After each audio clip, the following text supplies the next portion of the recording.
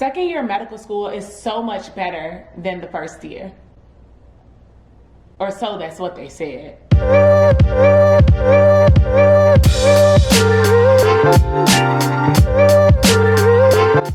Hey y'all, welcome back to Made It to Medicine with Vix. That's me. I'm a second year medical student at UICOM Chicago, and I come to you weekly with videos talking about my pre-med to med school life and a little bit of everything in between. And shout out to y'all, we have made it to the end of 2022. This is my last video of the year, so I thought it was a perfect time to give you a second year reflection. Going into the start of my second year, I'll link that video above, where I was very apprehensive, I was nervous, I didn't really want to go back. Summer was too short, even though it was 8 weeks long. People told me I should have been studying. I didn't do any studying. I did a lot of happy hours, did a lot of hanging out, lots of Netflix, lots of beach days, lots of family days. I did all the things because I was burnt out.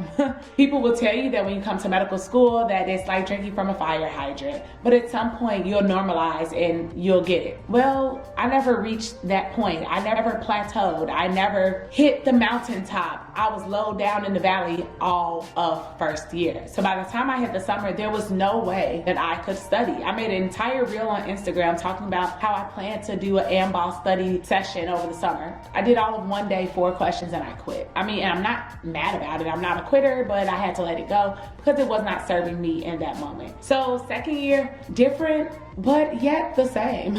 So much has changed, but so much has remained the same. So as a second year medical student, yes, by now I had been kind of somewhat used to the exams and what they would look like. Seeing that our first year, we took 5 exams, and our second year is only 2 exams, 1 full semester, and then I'm done with preclinicals. And to be done with preclinicals, that just means to be done with the sitting in the classroom portion of medical school.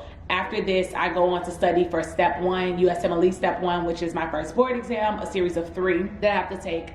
2 being in medical school and 1 as an intern or sometime throughout residency. And then I'm an M3, like step 1 is the shortest year at my school, at least for medical school, yet my tuition is the same. Something is not adding up. But let me not go off on a tangent about any of those things, because that's not what today's video is about. It is about how I felt, how I progressed, how I grew during my second year. So we started off with brain and behavior, which was neurology, and psychiatry for our second year, and that block was 10 weeks long. It was hard. I did an entire exam week block 6 review video for that, because coming off of the setbacks from my first year, I didn't come in thinking that I was stronger, I was better, I was wiser for a second year. No, I came in thinking that I am incompetent, or I still don't belong here. I don't really know how I got here, and I don't know how I'm gonna get out of here. And so going through block 6, it was a lot of time for me to find my way, which meant a lot of time for me to care about myself. I went on a trip to Detroit, a trip to Baltimore, and then I came back and was like, dang, I should be taking trips to these books because it's not clicking, the things are not adding up. Eventually things did come together, but the way they ask the questions on the exams aren't even half as hard or half as difficult as they're going to ask me on the USMLE step 1 exam. Why am I struggling? Why am I at this point? Why is it that I keep getting abnormal processes questions correct and normal processes wrong? Are you not aware of what a normal individual looks like? Are you only hip to the pathophysiology of abnormal processes? What is going on? When I made it through block 6, I was rejoicing that I had passed the exam. I got a new tutor to start the block. I advocated for myself this time when we started the tutoring sessions. I wasn't really feeling the way that they were run, because we were just going through PowerPoint slides, kind of reading off the slides. And I'm just like, no, I don't need that. I need something more than that. Hold please. Okay, I'm back. Sorry, I got a phone call. Anyway, so then from there, I said I wanted to work on questions during our sessions, and we were going through questions and he would kind of steer me to the right answer. So then from there, I'm like, okay, I want you to let me answer the questions by myself. I'll say out loud, walk you through my thought processes, and then he evolved with that. So from that experience, I learned that closed mouths don't get fed. You can't try to appease a tutor, someone who's already been where I was, someone who I'm trying to get to where they are, someone who is there to help me. It's not my job to make them feel better. It's my job to excel. So I had to speak up and talk about what was going to best serve my needs as a student, as a 2T, and to help me better like decode, break down exam questions, practice questions, all of these things so that I could pass the exam. Great. Block 7, well no, block 6, I passed the exam, but I barely passed the exam. That is not how I wanted to go into my second year. I'm like, you know, it's all about step 1. I don't want to fail any exams, because if I fail an exam going into step 1, even though I have the opportunity to remediate the exam, that is going to hurt my confidence. It's going to get into my psyche. For lack of better words, it's going to mess me up. And being a repeat MCAT taker, I don't need anything that's going to get in my way and deter me mentally to make me feel again that I am less than, I am incompetent, I cannot do these things. Because in Philippians 4:13 it says I can do all things through Christ who strengthens me, and if I know that he's continuing to strengthen me, there is nothing that can get in my way. So although I barely passed the exam, I still passed. But going into my final exam, I'm like, I have to do better, I must be better, I am better than the person that I was last year, the person I was last exam. For this final exam, I'm going to show out and be the best that I really can be, which means I have to do things a little bit out of the norm. So for block 7, I hit up someone who'd been passing the exams really well and took on her study plan. In retrospect, that was not the best move. I've now gone through 6 blocks of adjusting how I've been learning, how I've been studying, how I've been working through the material, but I never completely broke it down. Why did I think that coming upon the last exam, one of the shortest blocks of my time in medical school, that it was right for me to completely ditch everything that I'd done? Probably wasn't a good idea.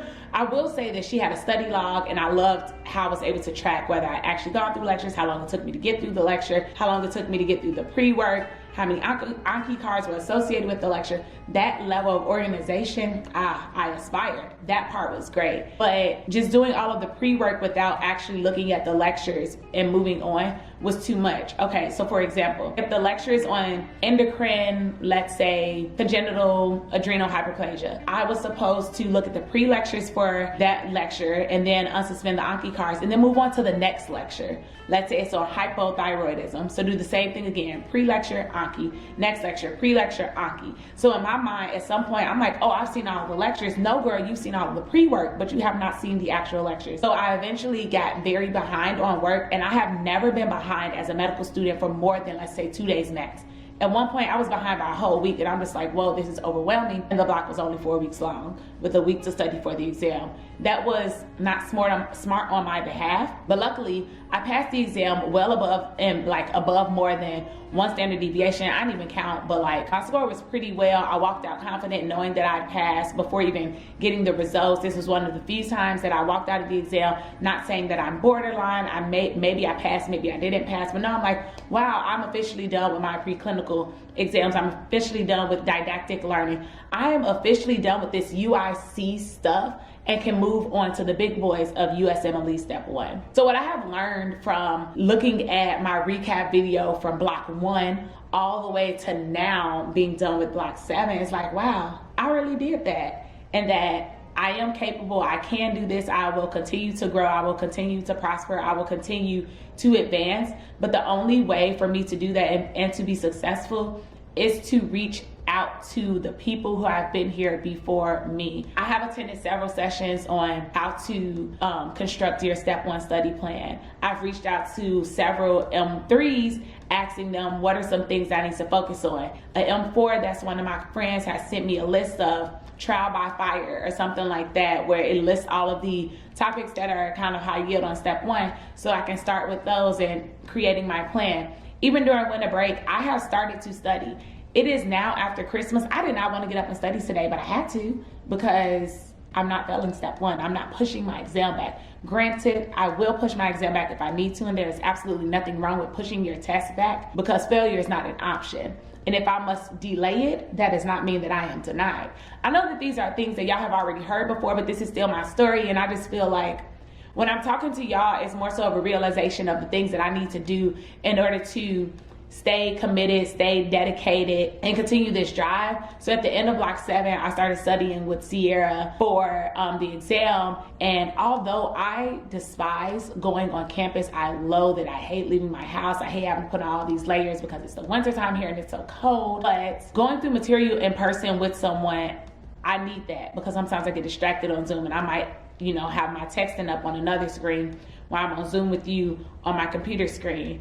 or like writing things out on the board or repeating it back to someone else, bouncing ideas off of each other, it helps me. So for step one, we will be studying together because we about to get through this. And I think we're taking step one within a day of each other too. So our timeline, it matches out perfectly. And for step one, studying looks different because everyone has various weaknesses and strengths. So mainly we'll just be co-studying in the same room a few times together a week, and if we have a question, we'll ask each other, but not necessarily like actively studying with each other. But on the weekends when we take a practice exam, we will take the exact same exam and then go over all of the questions that at least one of us have gotten wrong, work through them, and then move forward like that. So I cannot believe that essentially second year is over. The only thing holding me back is step one. And when I go back to campus next week, we have some review classes that are mandatory, you know, basically review for a step, and also have my OSCE on January 9th, of which I do need to start prepping for that as well. But they don't tell you when they say that year two is easier. It's not easier, it's different, and you have various things on your plate now because I'm in leadership roles.